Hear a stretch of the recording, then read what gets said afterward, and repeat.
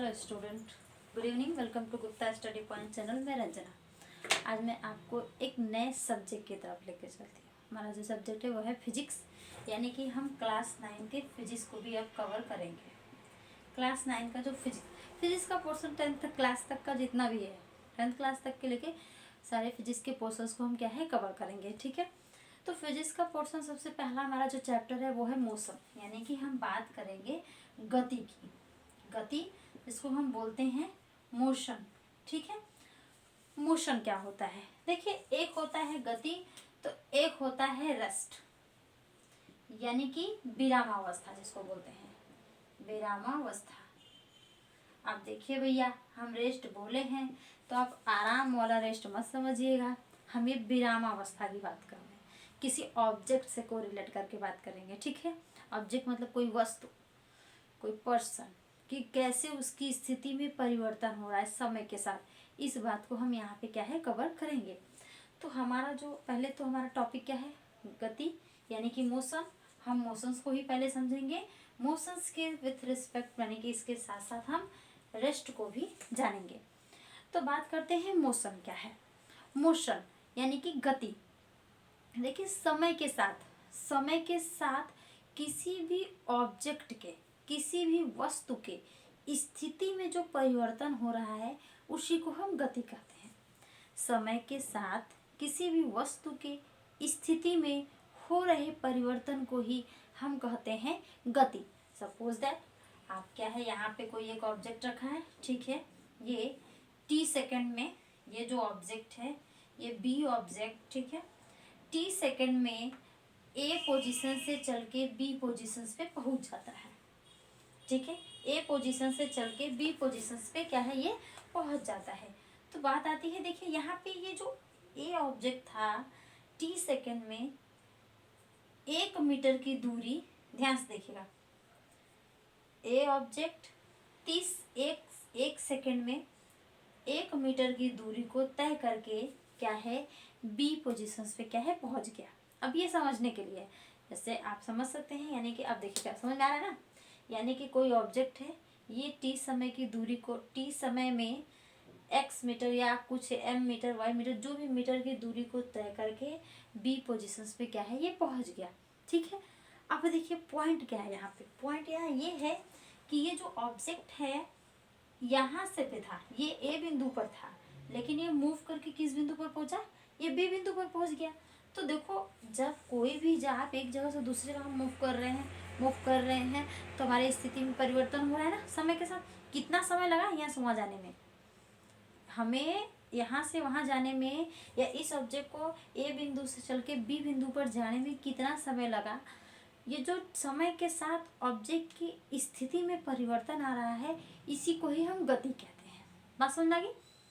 यानी कि किसी भी ऑब्जेक्ट के कंडीशंस में, ठीक है, विथ द रिस्पेक्ट यानी कि रिस्पेक्ट टू टाइम के रिस्पेक्ट में जो चेंजेस हो रही है, पोजीशंस की जो चेंजेस हो रही है उसी को ही हम मोशन कहते हैं। बात समझ लगी?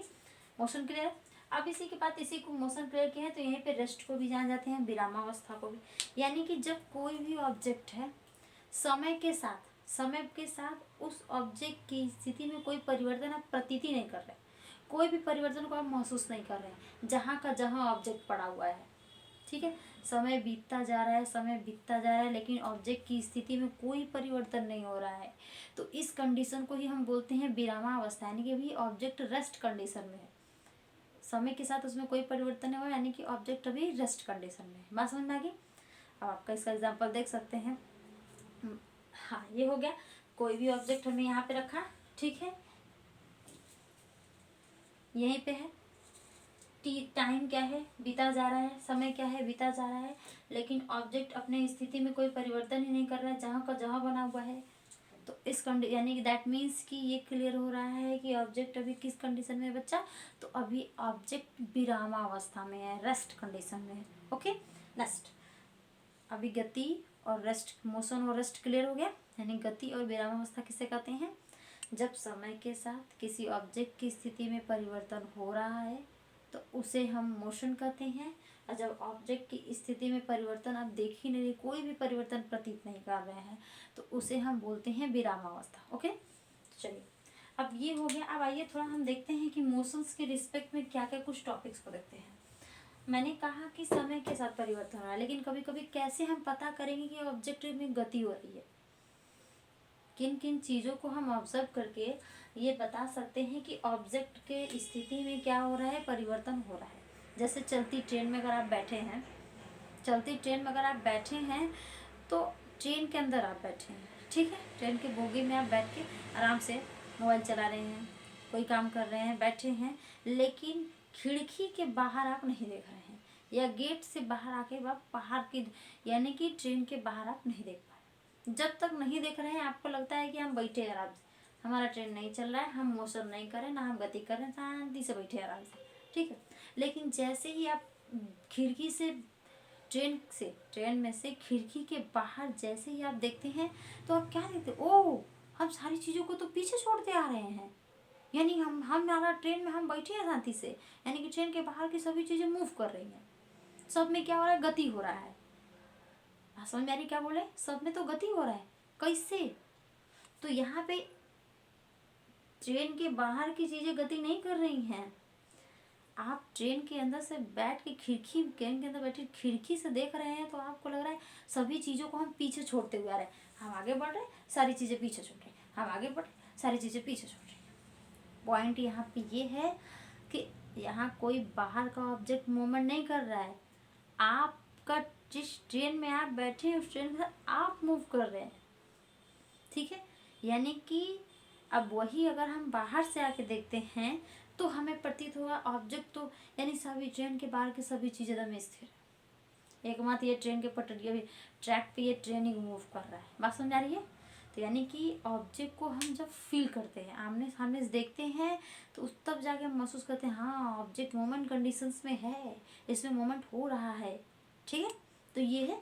तो ये अब लेकिन ये तो बात होगी एक ट्रेन, लेकिन अगर एक साथ दो ट्रेनें, तीन ट्रेनें को मान लीजिए, चलिए एक साथ तीन ट्रेन चल रही है, ए ट्रेन चल रही है, बी ट्रेन चल रही है, सी ट्रेन चल रही है, ए ट्रेन और बी ट्रेन,